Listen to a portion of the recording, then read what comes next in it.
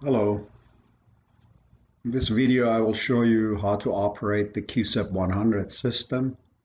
The Qsep100 is a biofragment analyzer and it's used for 1 to 96 sample runs. So you can put PCR tubes in there, 8 samples, 1 sample, 12 sample, or 96 well format plate.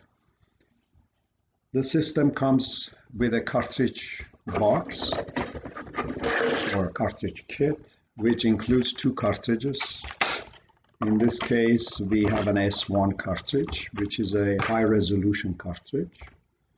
And it's very simple. When you turn the instrument on, plugged in to the AC panel, turn it on, and then the cartridge, basically there is a door on top, which we call it a cartridge door. It opens up, and then you insert the cartridge in. It goes one direction with the slot, so it keyed in.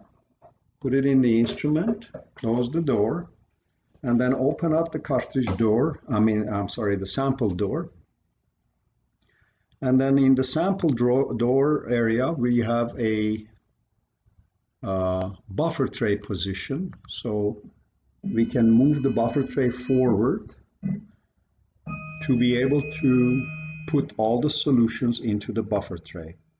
As it's moving forward, I will take off the disposable buffer tray from the instrument, and I will show you where each of the solutions provided in the kit are allocated in the buffer tray. So this is the buffer tray. Very simple. It comes in four troughs, and 3 of the troughs are basically a DI water. Okay, and then we have the separation buffer. Everything included inside the cartridge kit. We also have alignment markers and DNA ladder that we provide with cartridges that can be run in the instrument to calibrate the cartridge.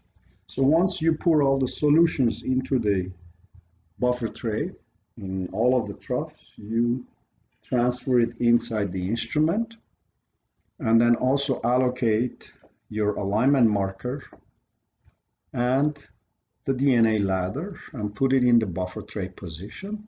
Close the door, and then you need to latch the cartridge. So when I hit the latch, you will hear this sound. And what it's doing, basically, it's incorporating all of the optical, electrical, and pneumatic channels into the cartridge. So it's engaging with the instrument.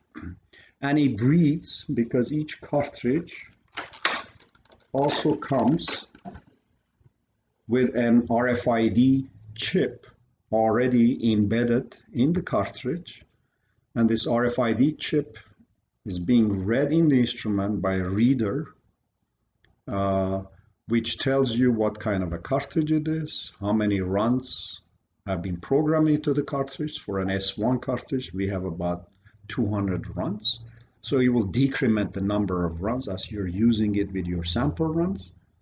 And then each cartridge has an electrode on top, electrode on the bottom, and the capillary is running along the leg, and the buffer reservoir is on the top. So all of the gel metrics is sitting right here, and every time in the instrument, it gets purged from the top, so a fresh gel goes into the capillary, and then the samples are injected electrokinetically by applied voltage in between the 2 electrodes. And then it goes into the buffer tray, and then we do the separation, and then the fragments are separated and migrating toward the detection zone, and we detect somewhere in the middle of the cartridge.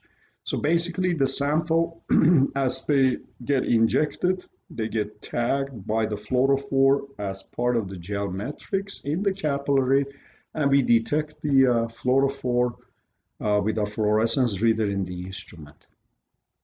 So I'll show you in the instrument when you latch, and then you're ready to do the calibration, and you will see the steps that it's going to go through.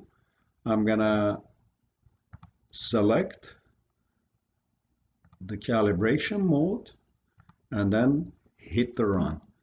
And when it starts, basically it's doing the homing position in the instrument, and it's going to go and park right underneath the cartridge, and it's going to do the purging, cleaning, washing of the capillary tip, and introducing a fresh gel from the top reservoir into the capillary, about 60 seconds.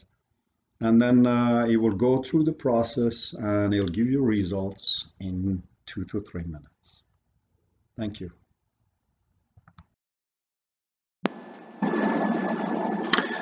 So here I will show you how to run the Qsep100 system, the Bio-Fragment analyzer, using the pen-shaped gel cartridges. So when we insert the gel cartridge, in our case is an S1 cartridge, we do a latch to engage all the pneumatic, electrical, and optical connections to the cartridge to be able to communicate. Also, as I mentioned before, the cartridge has an RFID chip and it's being read by the instrument, so we know the information. It's an S1 cartridge. It has 187 runs left in the cartridge. Originally had 200 runs and has a expiration date of October 3. So this cartridge is good to go.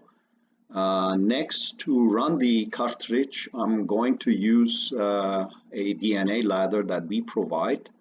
So to run it, you basically choose your sample position, and in my case I have chosen the MA2 right next to the alignment marker, which is in the buffer tray position, and then we say OK, and I'm going to run this cartridge with a method of 8 kV 200 seconds for the S1 cartridge, which will be a little bit faster. Resolution will be reduced compared to the 6 kV 300, but you will get an idea as far as the 4 base pair resolution at a designated portion of the fragments. And then you also name it. In my case, I like to choose the cartridge number, and I'm going to call this ladder 1, and then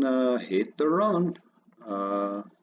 So as we are running, the instrument is going to basically go through the motions of purging, and you can see right now it's being parked. So in the bottom of the software, the BiOptic software, we show a park position, which is going to be purged for 60 seconds, and it's decrementing. You can see the 60-second right here.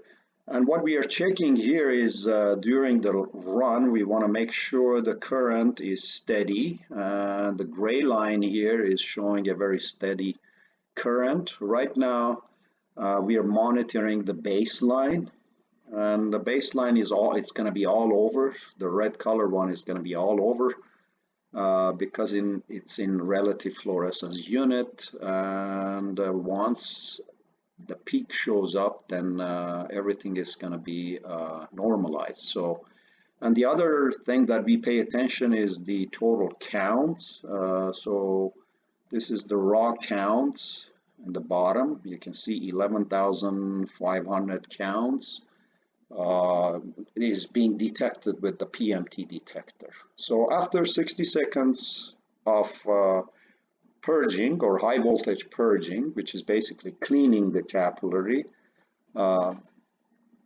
the instrument will change the position of the buffer tray to a wash buffer. You can see here again it shows wash buffer, and basically is doing a dip of the capillary tip, and then the next one is again also a water dip to do the cleaning. And then once it does the cleaning, which is 2 steps, and we are doing all of this to make sure there are no carryovers, then it goes to MA1 position, which is basically the alignment marker, as I explained before, as the lower and upper marker. In this case, we're using a 20 base pair lower marker and a 1000 base pair upper marker. So we just injected the MA1 10 seconds, and then now we are going to the position tool, which is the sample, or actually our DNA ladder positioned at MA2, and we inject that for 10 seconds as well. And then the next step is, of course, it goes into the buffer position to do the separation. And in a few seconds, you will see the start of the run, showing the actual baseline, and we also display the current in gray color. So we are showing here the actual baseline in red, and the actual current, which is important. We need to have a very steady current to make sure everything has been injected properly and the cartridge is functioning properly. So current is a good diagnostic to say everything is working fine. We don't pay too much attention to the baseline noise right now, this peak-to-peak noise that we are seeing right now, because it's magnified, it's zoomed in. The software has zoomed in, but once the first peak comes out, which is going to be around a little bit over 1 minute, we will see the first peak, which is the 20 base pair, a lower marker, and followed by the DNA ladder peaks. And then hopefully within 3 minutes, the whole thing is going to end. And in the bottom, we are also showing the gel image. So pay attention right now. The first peak came out. So the first peak again is the 20 base pair, followed by multiple peaks for the DNA ladder, which is the PBR322. So once all the peaks come out, and then software automatically will designate a size for each of the peaks according to the DNA, to the reference marker that has been generated previously in the factory. And then you will see the end of the results in about 2.5 minutes. So we got a few more peaks to go here.